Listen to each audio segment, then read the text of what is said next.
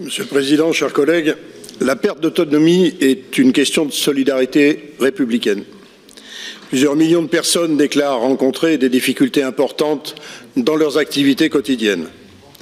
Le handicap n'est pas une caractéristique individuelle des personnes qui sont concernées, il est provoqué par l'environnement inadapté.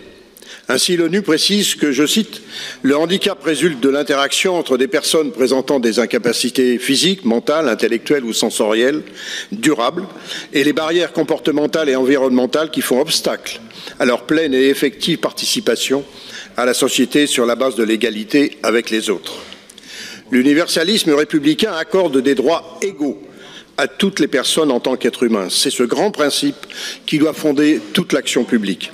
Il est tiré, et je vous y renvoie sans autre développement, mais il est tiré de l'article 1er de la Déclaration des droits de l'homme et des citoyens du 26 août 89, mais aussi il se retrouve dans le préambule de la Constitution du 27 octobre 46, qui dit notamment qu'il faut que l'ensemble des citoyens puissent avoir des garanties de vivre.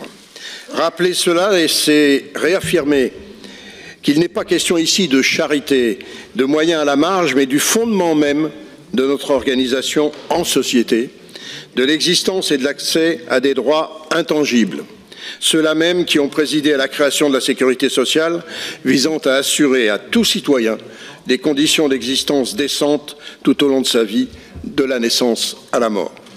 Dès lors qu'il s'agit de droits fondamentaux, leur non-respect par les politiques nationales, constamment signalé par les instances internationales, est d'autant plus intolérable. C'est vrai pour les enfants en situation de handicap, avec un manque criant de moyens financiers et de personnel pour les accompagner. C'est vrai en matière d'accessibilité des lieux publics. C'est vrai dans le monde du travail. C'est vrai avec une allocation aux adultes handicapés inférieure au seuil de pauvreté. C'est vrai de la course d'obstacles pour accéder à une citoyenneté pleine et entière. Le plan handicap qui nous est présenté s'exprime dans ce contexte. Volontariste, il engage des moyens conséquents et ambitionne de couvrir bien des aspects de la vie. Il ne permettra néanmoins pas de rattraper l'océan des retards. Pour reprendre les préconisations du Césaire, il mériterait, avec des financements correspondants, d'intégrer donc les remarques formulées en commission, mais aussi dans les débats justement du Césaire.